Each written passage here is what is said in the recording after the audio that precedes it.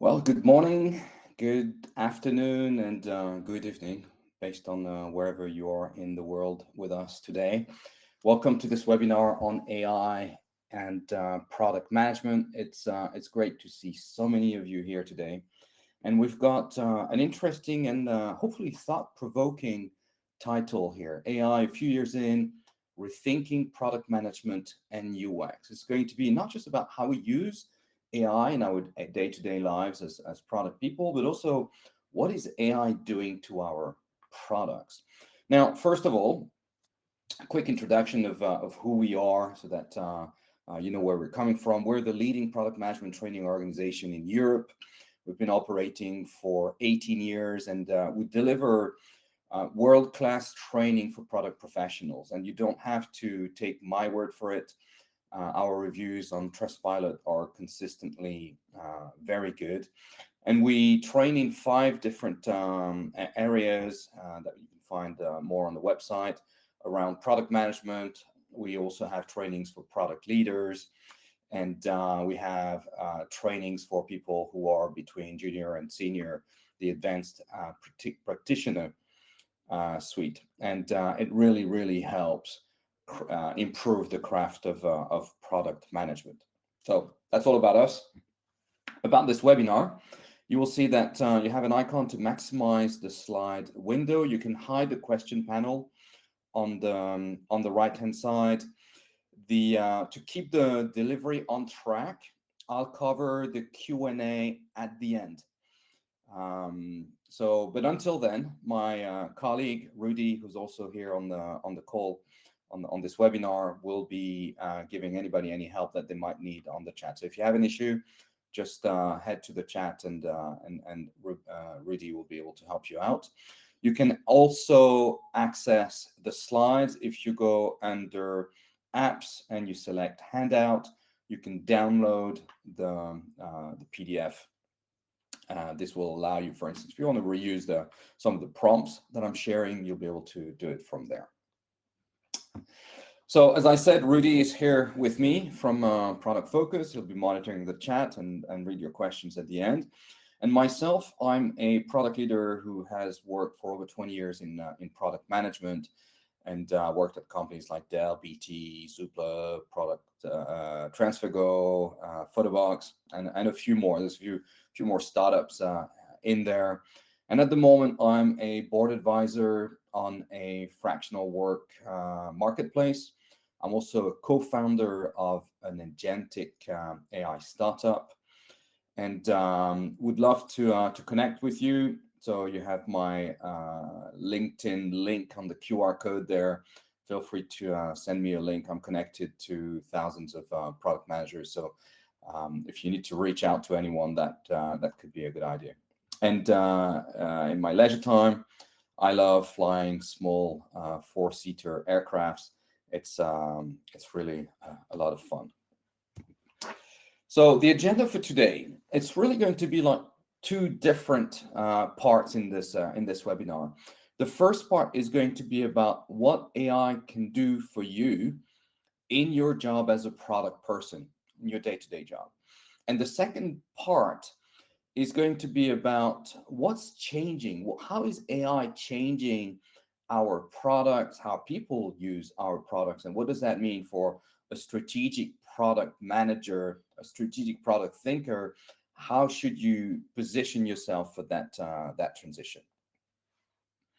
Initially, I wanted to use the title 2.8 years later, following along the 28 days, 28 weeks, and 28 years later. Turns out it's only 3 years. But it's only been 3 years. When you think about this, in just 3 years, ChatGPT, that was released on the 30th of November, so it's going to be its 3-year anniversary very soon. It's now reached 10% of the worldwide population. Imagine that. Every week, 10% of the worldwide population is using ChatGPT.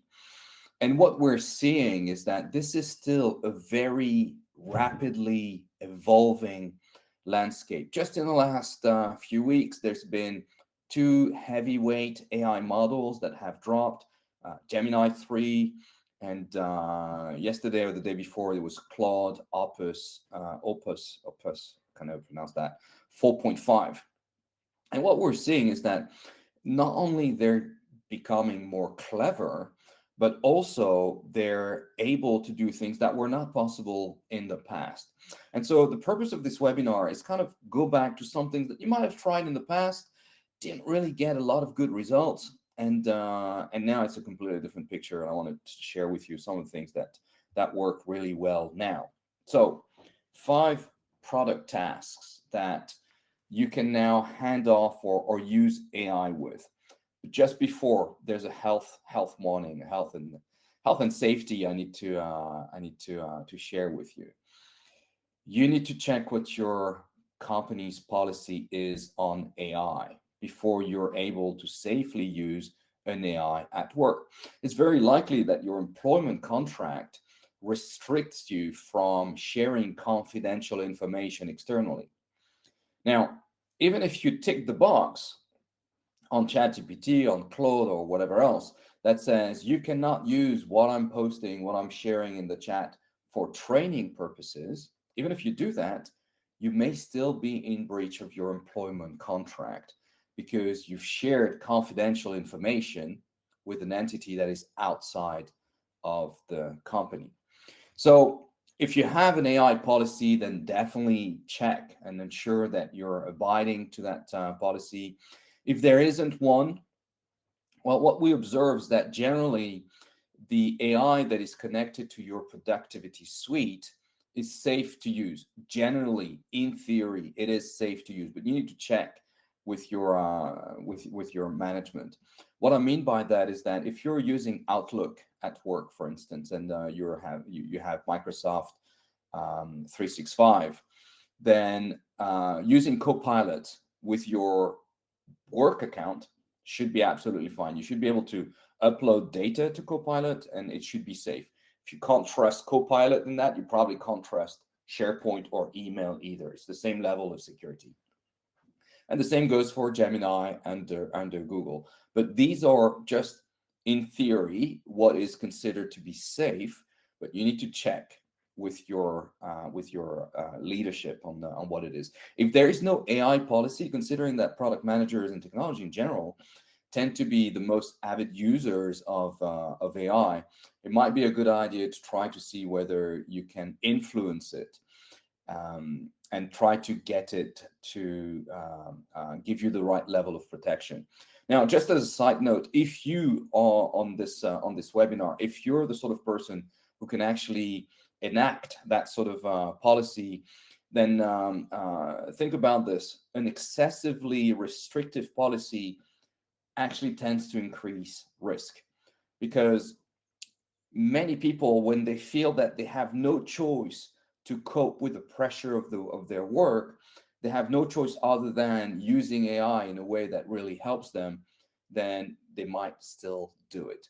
So finding the right balance with an AI policy is very important, and avoiding being excessively restrictive just for the sake of not taking any risk. The likelihood is that you might actually be taking more risks that way. So that's just a word on AI safety. Let's think about one of the things that we as product managers need to do on a regular basis. At least we should be doing it on a regular basis. We should, in theory, take at least half a day each month, depending on how dynamic your industry is, and look at what's happening with the competitors. Where are they at? What have they done recently? New products. How is their strategy evolving?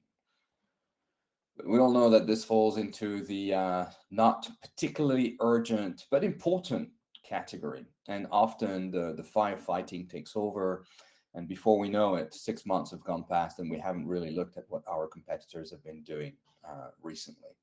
And the next event, which might be an annual strategy update where you need to share your product strategy, that might be the next opportunity when you do it.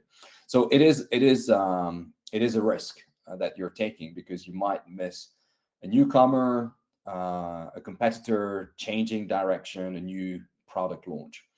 And what has been with us for quite a while already, but I still find largely underused by product manager, is the concept of deep research. What deep research does, instead of doing just a cursory scan of what's on the internet, what comes up as the first 10 results, for instance, when you configure your tool to go and do a deep research, it will spend sometimes up to half an hour reading hundreds and hundreds of websites to find out what might be relevant to your particular query. And what it turns out, therefore, that there is a lot of information that you can capture that way, including staying on top of your competitors. So here's a prompt that you could decide to use or modify. I would always advise to use the AI to help you create the perfect prompt, because each AI reacts a little bit differently and knows what works for it best. So here's an example here where you would ask it to do a competitive intelligence research, and we've the subject chosen here, UK food supplement, and the segment premium omega-3 supplements targeted at over 50s. I was probably thinking about that when I was writing that slide there. And then you see the detail of what you're asking: company overview, market position, product strategy, strengths, weaknesses, strategic direction. And if you're using an AI that is safe to use for work where you can upload information, you can also upload information about your own company and ask the AI at the end of that as a number 7 on the bullet point, and say, now review their competitive threat against our company and possible strategies to win against them. It will add this to the analysis, and you'll be able to get some interesting ideas. This is not going to be the solution to all your problems, but it will bounce a few ideas that might be really interesting to look into. So what are you going to get on the other side? Well, if you have the tool, and I'll just go back one slide just to cover how are they called. They're not called the same thing. And ChatGPT, amongst others, calls it one thing in their app and a different thing on the web.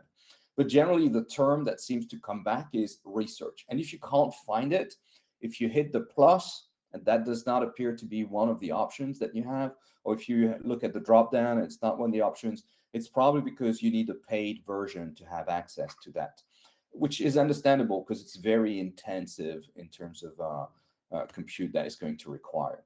So once you've done that research, it will create an artifact, a document that you can then review. And here at the bottom, this second prompt I've got here is to get it updated. So you will re-inject the document that you've created in step 1, and you will ask it to review what it wrote last time, what perhaps if you've added some notes, what the notes were, and how things have changed since the last scan. And that allows you to stay on top. So if you were to do that on Gemini, for instance, what would you get? Well, you'd potentially get a fairly long document. This is showing a thumbnail view of the PDF that was created by Gemini. The reason why I like Gemini for this sort of thing, I don't know if it's superstition, but because it comes from Google, Google knows the web, I'm thinking it has the best chance of finding all the relevant information. That's why I tend to use it for. But I'd like to draw your attention to the format. You can see there's about 25, 26 pages of content, including some tables at the top that allow you to compare the different players in this market. But then from page 26 onwards, all those blue links, there are the sources. And I would very, very strongly suggest you check the sources, because what can happen sometimes is that there's a blog that is written by maybe the son of the CEO and is only read by their aunt and uncle, and that's pretty much it. And that somehow got picked up by Google. Even when you say to use reputable sources, it tends to be something that may happen. So when you see an outrageous claim, something that looks a little bit odd, definitely go check the sources. But it would be a good idea to just have a check and make sure that nothing has been all the sources that have been used all reputable. Another thing that Gemini is able to do is this sort of thing. You can ask it to build a web page, and it will come up with some interesting graphs that could be interesting to use if you were going to do a presentation about it. So maybe you used it before. The point is that it's evolved. It's now very powerful. The others, it's not just Gemini that has it. Claude has it. ChatGPT has it. Of course, the granddaddy of them all is Perplexity. Perplexity is really good for this sort of thing as well. So use one of those to do the research. And then if you're going to add company specific, company confidential information, make sure that you are using an AI that is sanctioned by your leadership, that they're happy for you to use for this sort of thing.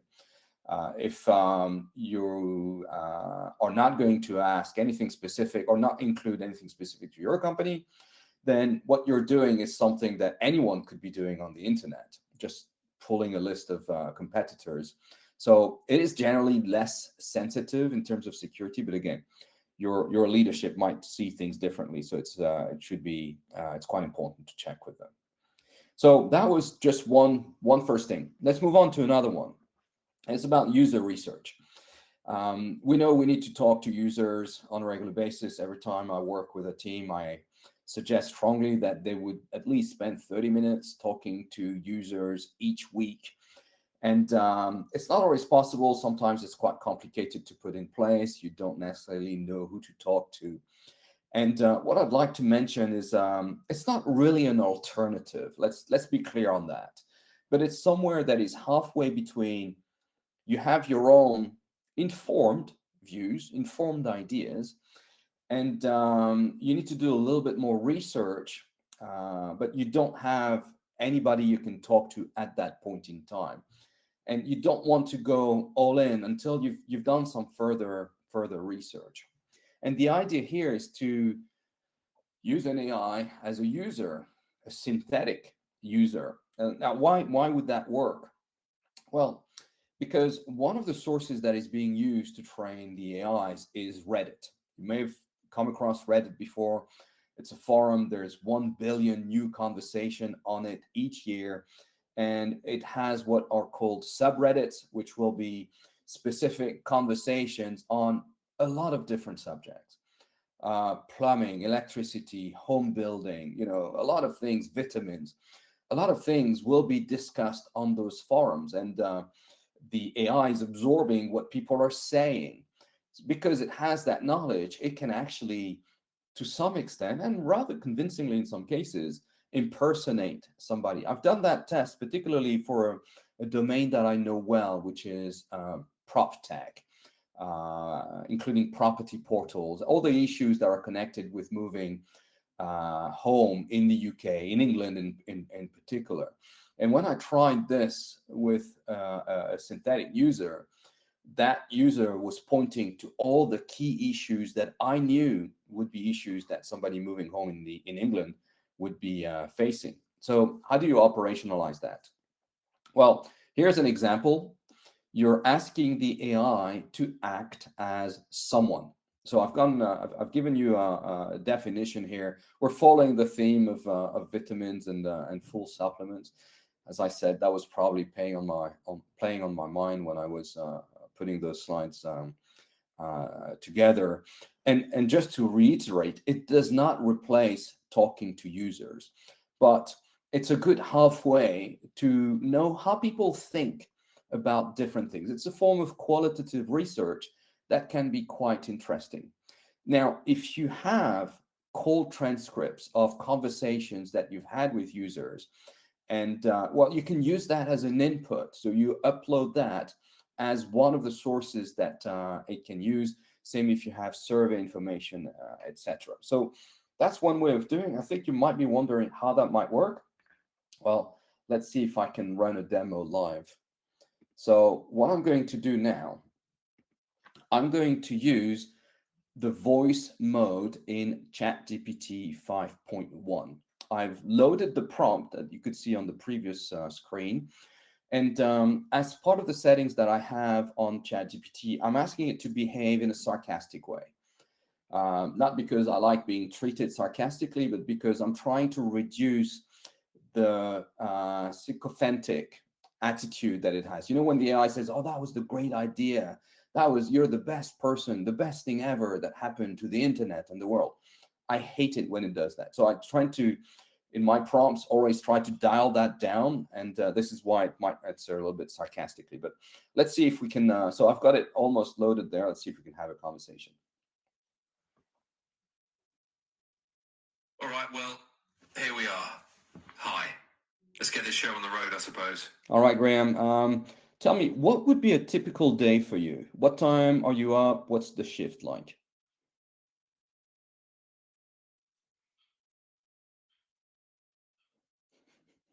Oh, joy. Let's walk through my thrilling daily grind. I'm up at the crack of dawn, because of course, the world thinks sleep is for the weak. Then it's off to the logistics circus, where I juggle high stress and shifting schedules like a pro. The shift is basically a game of who's going to drop the ball next, while I try not to turn into a zombie by 3 p.m. In other words, it's a day like any other. Lots of running around, knees complaining, and me just trying to get through it without a dramatic monologue. No life-changing journey, just a guy doing the job. Next question. No fluff needed. Of course. How do your knees feel on an average day? Well, let's just say my knees are basically my personal built-in weather forecast. They creak, they complain, and they remind me that years of five-a-side footy were not a favour to my future self. On an average day, they're just there to remind me that I'm not 25 anymore. So yeah, they feel exactly as creaky as you'd expect. No sugarcoating it. All right, I'll leave it there because we could spend a long time.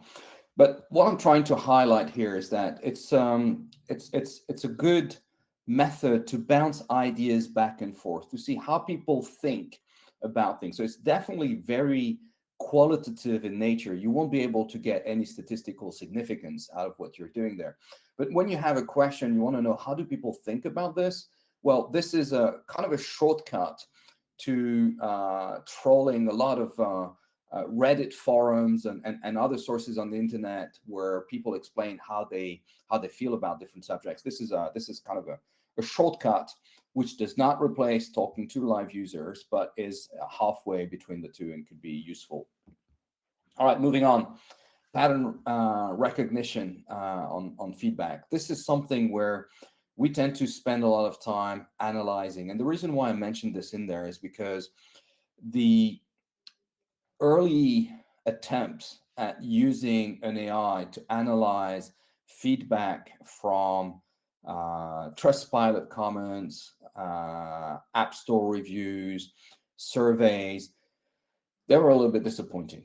It was missing things, it was miscategorizing things, and up to last year, I remember doing that last year and not really getting the value that I was hoping out of it. But that has changed quite a lot, and you can now use AI quite reliably to even identify multilingual feedback. So this is great for us if you don't speak the language of your customers or don't speak the language of some of your customers, then you can take their feedback and then analyze it. And in this next example here, I've got an NPS feedback that document, which is presented as a CSV. If you can, try to use a CSV, a data format, not a text format. Ideally, it works better. But you can see, without really being very clever with the prompt, this is what it extracted out of that text on the left-hand side. Now, you're not supposed to be able to read the text on the left-hand side. It's in 7 languages, including, I think I've got Chinese and or Mandarin and Japanese in there. But it's able to categorize, put in buckets, understand what people are complaining about. And then it goes a little further by seeing what people are saying across some particular products, some particular languages, and it helps you through that analysis. So that is a great, I think, a great tool that is now mature on the frontier models, on the latest models. So I'm talking about here ChatGPT 5.1. I'm talking about probably Gemini 3, that sort of thing. Those sort of places are where you're going to get a good result. This one in particular was done using ChatGPT 5.1, and I switched it by default to the thinking mode, as opposed to auto or fast. So that's the third thing. And the next one is market sizing. This has always been a very difficult exercise. You need to find industry reports, and you will have so much conflicting information that sometimes you just might lose it. So again, this is where an AI can help, if anything, just to get the model right. And here's an example of what I've done previously here with this prompt. It's about, we're staying on the theme of omega-3 supplements in the United Kingdom. I asked it to do TAM, SAM, SOM. So total addressable market, serviceable addressable market, serviceable obtainable market. Those are three levels of essentially how big is the market overall, because you won't be able to sell more than the total capacity of the market. And then what is the market that I'm going to be addressing, and then what can I reasonably expect given the strength of my proposition. That's the serviceable obtainable market. And you can use an AI to create a range of assumptions, because this sort of thing is always going to be, the value is primarily going to be about the assumptions that you do. And so this one was done with Sonnet 4.5, that is Claude. And what I like about this one is that it's able to actually generate the whole spreadsheet. Everything is in there. You have the exact summary, the details of all the different things that have been thought through. And then perhaps one more thing to do. If you're going to be doing market sizing exercises, every time I've had to do that, I've done it twice in the last year for different clients. I usually consult multiple AIs, because what you will see is that actually there will be some sort of regression to the mean. There will be some very low, very high figures, but the more you consult different AIs, the more you refine the question, it tends to converge. And then what I would do pragmatically is I'll just average the result as the best way of finding that out. That is assuming, of course, that the data cannot be obtained through a commercial service. But even if you had, sometimes those reports, they run in the tens of thousands of pounds, then this can be perhaps a first stage to evaluate what the market might be, how big the market might be. All right, moving on. Fifth, it's stakeholder management in the age of AI. If you're like me and you have a lot of relationships with a lot of people, some of which you might talk to, once every 6 months, others more regularly, but you might have found yourself in a situation where somebody's reaching out to you and the name is definitely familiar. You had a few conversations with them in the past, but you can't quite remember what was it that you talked about. Hopefully there's no outstanding actions, but that would be great to know before the call starts. And then if there's been any email exchanges, what happened in those. So if you haven't tried it before, this is something that's quite fun to do. And it works well if you're using Copilot, for instance, because Copilot, your corporate Copilot, will have access to your email in your calendar. So you can ask it to pull a timeline of all the calls and the emails that you've had with a particular person. And you can then ask for a summary.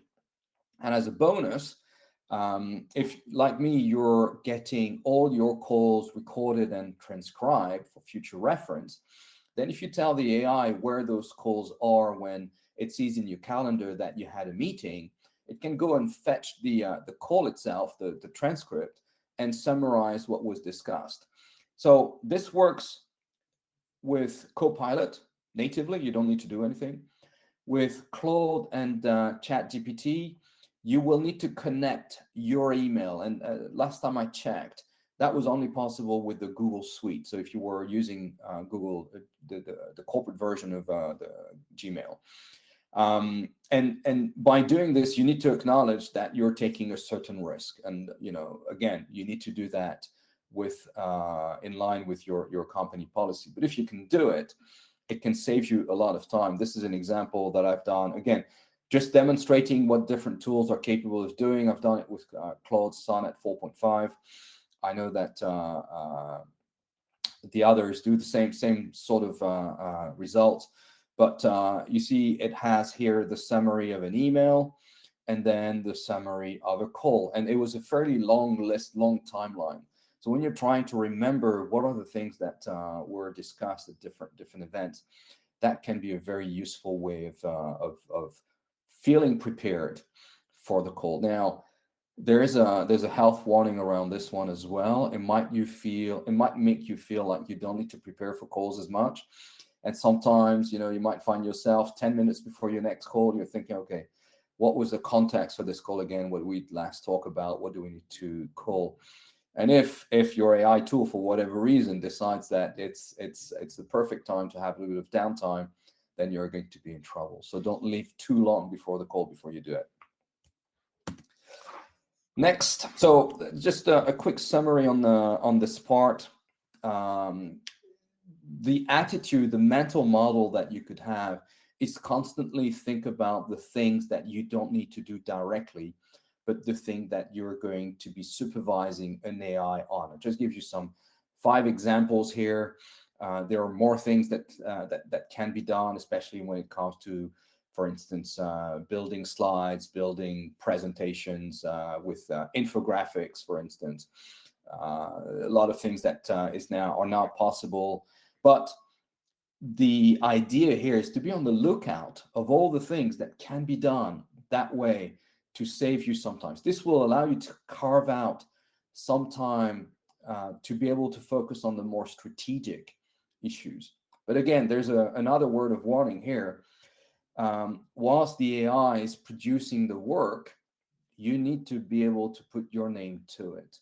And what we've seen recently is a side effect of AI where actually AI is slowing down companies, because employees are, instead of simply answering an email with 3 lines, they put the question in ChatGPT. ChatGPT returns, or your favorite AI will return 4 or 5 very good sounding, proper corporate English emails. But sometimes there's not much substance because the AI didn't have much context to your query, and therefore it dilutes the message. And what will the other person do on the other end? Of course, they're going to put that into an AI because TLDR, too long didn't read. They're going to get the summary out of the AI. So we need to make sure that we're using the AI in the appropriate way, and you're not suggesting anything. You're not that you haven't really thought through. You don't create a document that has strategic recommendations and you just have a quick scan and say, yeah, that looks great, and boom, you send it without really thinking it through. You need to be able to own the results.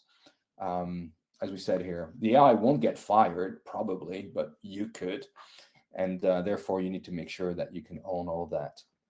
So part 1 was really about carving out some time, using AI in ways that you might have tried in the past, but want to retry or give you ideas about things that you can do now. The next step is forward-looking. I want to talk about a possible future. Now, making predictions about the future is notoriously difficult and almost always backfires on whoever is making them. But I think it's important to consider a possible future for how AI is shaping how people use our product. And to do that, I'd like to do a quick going back to a little bit in the past. In the 80s, some of you might remember that computers could only run one program at a time. There was no such thing as multitasking. you would return back to the prompt, to the operating system terminal window, essentially, launch something else. And there was only one thing you could do at the time. In the 2000s, then apps started working together. For instance, if you're using the Microsoft stack, you could have a list of emails and names, first name, last names, in an Excel spreadsheet. You could compose an email in Microsoft Word and use Outlook to send a personalized email to all those that were in the spreadsheet via Word and Outlook. So apps were able to talk to each other. And the question is, what is AI doing about where we're headed?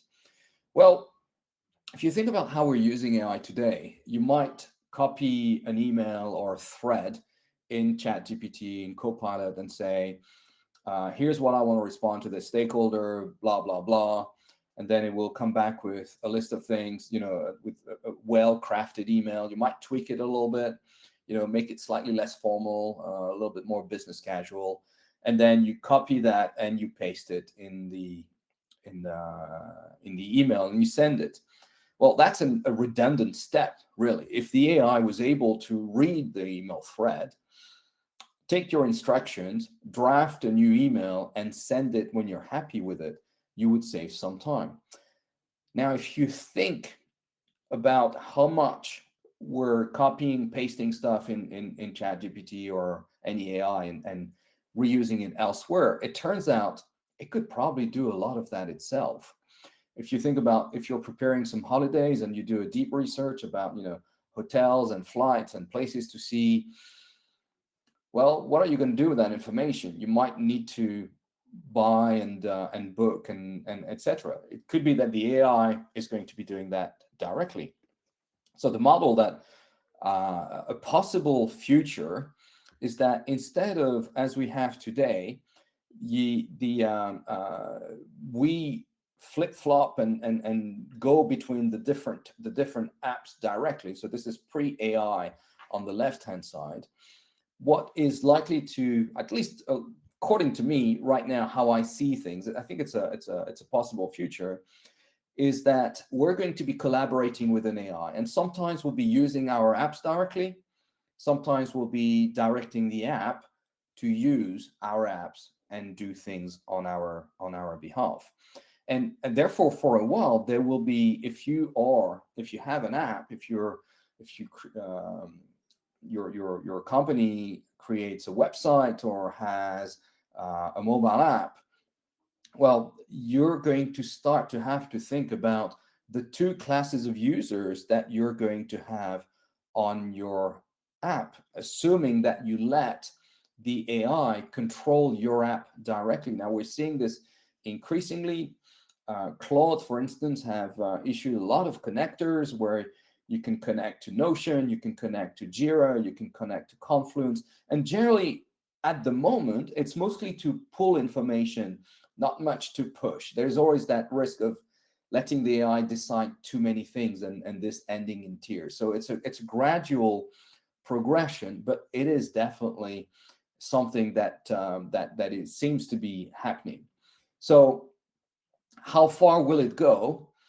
Will it be that, in 10 years' time, no one will have a smartphone? We'll all be talking to AR glasses and getting the glasses to do stuff for us? I wouldn't go that far, but I think that we now seriously need to consider the possibility, or the opportunity rather, to let an AI think and interact with the capabilities that we're giving the world with our software. And that changes how we think as product people, because we're no longer designing for just users, we're designing for an AI. So we need to think in terms of what data do we have, what policies are we going to put in place? For instance, what will we allow an AI to do and a user to do? And it would be that likely that in the early days, the AI will not be allowed to do as many things as the user, just to keep that safety in place. How you measure the success of your product is also going to change, because if people are not spending as much time on your app, the capabilities used through an AI, while engagement and session time might not mean much at that point. But task completion, for instance, might mean something, might be much more important. Looking at whether whatever the AI asked through your app was what ended up being executed. It's also asking an interesting question about how will people know that we have new capabilities. Right now, when you open Slack, for instance, or any other software like this, you will see like a little gift box that says, hey, there's something new there. The little red dot, universal for you have something to read over there, and is used to help people discover new capabilities. If your AI is hidden, if your interface is hidden behind an AI, how will they discover? Well, that's an interesting new problem to think about. So where does that leave us? Well, there's two things really. First, as we said in the first part of this webinar, we need to think about how we can remove a lot of our day-to-day tasks or outsource, hand over to AI a lot of the things that are time-consuming and require a lot of thinking time, so that you can use the AI to present options back to you. But you really need to think about what experience you need to design when users may not be using your app directly. As we said earlier, it's likely to be coexisting for a while, but there could be a point in the future where actually for some apps, the majority of users are interacting with your app via an AI and not directly. And that therefore asks some new interesting problems. How do you trust what is being asked? Do we need to keep the human in the loop? Or can the AI decide and execute on those actions? So what I wanted to do there is just share a possible future and encourage everyone, especially if you have whether it's consumer or B2B. I don't think it's a very different situation, but that possibility that in the future your app, your product might actually directly be used by an AI more than it is used by a human directly. So this is the end of this webinar. We're going to move to Q&A in a second. I just want to remind you of some of the content that we have at Product Focus, including our toolbox that has a lot of very interesting content that you can use. And we'd be delighted to have you on one of our courses. We do private courses and public courses. We do them online and we do them face-to-face. If it's a private training face-to-face, we will come to you in your facilities. We will adapt the training to your particular context and deliver it over the course of 3 days if it's face-to-face, and 5 half days if it's going to be over online. So it's time now for your questions. And I've got Rudy here helping me with them. Hi, Cyril. Thank you very much for that. That was full of fascinating insights. I very much enjoyed it. And we've had plenty of questions coming through. Let's have a look. So Francesca asks, what are the ways AI can be leveraged to analyze and benchmark competitors' products and pricing strategies? So with deep research, it's just a case of adapting the prompt so that it can spend the time to compare. As with all AIs, the more direction you give it, even if you're using a reasoning model that will think through how to answer your question up front, the more instructions you give it, the better. So if you want to compare the company strategy, that is one type of prompt. If you wanted to compare how your product compares to your competitors, as long as pricing is transparent. In B2B, pricing is a little bit less transparent. In consumer, it's easier to see. So you might need to feed it a little bit more information on the pricing if it's not publicly available. But you will be able to use deep research. This is really what the tool is really good at. It's just the prompt needs to be particularly focusing on that. And we have a question I think is probably on a lot of people's minds here, asked by Tom. There are clearly large efficiency gains here. Are you seeing headcount reductions in product teams, reduction in hires, etc.? or is the focus more on maintaining headcount and accelerating activities? What's happening? Yeah, so this is largely going to be how execs react to this new capability. And what we're advocating, what I'm a firm defendant of, is to use AI to accelerate, which means for us as product people, we need to adapt. We need to see how those productivity gains allow us to move faster and do more. I've personally noticed that when I'm using AI effectively, I can sometimes double my work capacity. So there is a lot more that can be done. Or is it possible that some companies will use that as an opportunity to reduce? Well, we've seen that in the news. Is it really what's happening, or are they using that as an excuse? I'm not always convinced that AI is the culprit there. It's what is clear, however, is that there's going to be a strong transformation.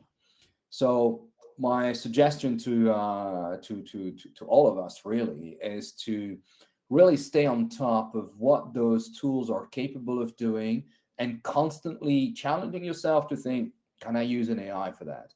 Because if you're the one in the company who always seems to be on top of everything, has your strategy, your delivery, everything nailed, you're always on top, then if there is going to be a round of redundancies, you should be the last one to go in that sort of context. So there's definitely an element of competitiveness that AI is giving internally to different employees. It's as I said earlier, it's hard to really be to predict with a high level of confidence what is going to happen. One thing for sure, we need to use those tools as best we can. Interesting. Francesca asks, what is the best way to search and find the right agent for what you need doing, i.e. more creative, more strategic storytelling? That's a good question. Yeah, and we see AIs come with different personalities. There are things that are better at and things that are not so good at. And what I've seen more recently, actually in the last week, are people starting to use prompts that define or help them decide which tool to use for what. So for instance, we know that Gemini is really good at handling messy content. Not so long ago, just in the last week, I used Gemini 3 to create a kind of a draft contract. But what I really wanted was extract out of 3 separate phone conversations with between 3 people all the elements that we thought had been agreed. Well, ChatGPT didn't do a great job. Claude, that was it wasn't Opus at the time, it was Sonnet. Claude didn't do a great job. Gemini excelled at it. So, messy content is generally recognized that Gemini tends to be better. Deep thinking, pure raw intelligence, it looks like ChatGPT 5.1 has a slight edge, although sometimes we wonder whether they've been gaming those results or it's actual. But generally, it seems to be better able at going in depth. And I tend to use Claude for writing. Every time I'm going to have to put some content together, I use Claude as my coach, as my guide. I don't necessarily copy and paste exactly, but I find it to, and this is something that I've heard from a lot of people, they prefer the way Claude is writing compared to the others. So these are typical tasks in product management. Claude is great as at manipulating documents as well. Once you've got the premium version, it can look into a spreadsheet, give you in-depth analysis of a spreadsheet, update it, things that other tools are struggling. But this is a constant evolution. It changes all the time. So we also need to stay and keep monitoring the reputable news sources and the specialists to find out what tends to work best for what at the moment. Yeah, personally, I tend to ask the same question to multiple different AIs. And yeah, I do that as well. And you can tell fairly quickly which are the ones that are giving you the answers that are most useful for you. So here's one. This is a very interesting question. Where's the line? Are there any tasks that you feel that we shouldn't be using AI for? Maybe not for you, Cyril. Good one. That's a really good one. Well, I mean, this touches ethics, right? As clever the illusion of intelligence might be, there are things that you would not use AI for, like deciding the fate of people, for instance, right? Should you invade a country, right? That is the sort of thing that you really should not go anywhere near an AI for. Mental health. There's one thing that we've all noticed AIs are doing. They're sycophantic. They really want to agree with you. They want you to feel good about what you're doing and who you are. And sometimes that means they're completely going to gaslight you into what they think you want to hear as opposed to what you need to hear. So OpenAI got in trouble with that because they realized that their model was sometimes actually encouraging people to do the wrong things. And it's a very hard thing for AIs to get right. So there are some areas where you wouldn't touch it, but as long as you're using the right an AI that has been approved by leadership to analyze documents, then that's you should be safe with that. The best tool to analyze documents, confidential documents, is the tool that your company approves, because you might not be approved for several tools. Some companies have both ChatGPT and Copilot, but it tends to be the exception in my experience. Yeah, I always find that it's bad to ask AI if you're doing the right thing, because it's up to you to decide whether or not you're doing the right thing, because AI is going to tend to try and bolster you and say, maybe you're doing the right thing. I've seen recently a tip that said, if you want to know whether you're doing the right thing, you start by, obviously, in this context, I should do this. And then the AI tends to be a little bit more nuanced and giving you some actually more challenging thoughts. But otherwise, it tends to agree with you. Yeah. So let's have a look. Joshua asks, you mentioned several tools like Perplexity, Claude, and Copilot. Which specific stack do you recommend for a product manager with a limited budget? Yeah, so this is something that is quite sensitive. Let's imagine a scenario where you have a tool that is approved within your organization. For argument's sake, let's say it's either Copilot or Gemini. So you already have a good base that is already paid by your company. And by the way, if you do not have access on Copilot, if you do not have access to tools like Researcher or Analyst, those are two specific tools that are only available in the premium version of Copilot. You absolutely need to make a case to your your manager to get that enabled on your account. It will save you. The return on investment is like 1000x, because it will save you so much time compared to how little the subscription is, that you should at least tool up with the corporate tools that allow you to go as far as you can. And then, well, it depends on what your job is. If your job is writing a lot of content, marketing information that is going to be published, then it could be that your leaders, your manager accepts that you could use Claude for this sort of thing, and you would have a subscription for Claude. If you're going to be creating, if you need some deep conversations, then ChatGPT might be a better option. It really depends on what you do. Personally, I feel that what I'm paying Claude, Gemini, and ChatGPT each month is paid off 100 times over. So that's the way I'm looking at it. I'm looking at it from the perspective of return investment. Yes, it's $20 or £18 or for I don't know, for instance, ChatGPT when I'm buying. I think I'm paying a little bit more on Claude, but it allows you to do so much. It saves you so much time that when you think about it that way, it's actually not that big an investment. And if your manager is okay, it can actually give you such a lead in your career that you'd be able to pay it back in promotions, I would assume, or at least conserving your job if there's a round of redundancy. That would be the return on investment I would look at. Great. Well, thank you very much, Cyril. There are more questions to ask, but we are running out of time. All right. Well, to wrap it up. Thank you, everyone, for attending and for your questions. The recording will be sent to all those who registered. As we said earlier, you can also download the PDF, going to apps and finding the handout.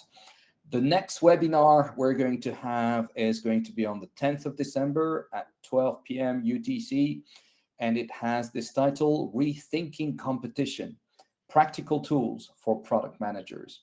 So enjoy the rest of your day, and hopefully see you soon on one of our next webinars. Thank you.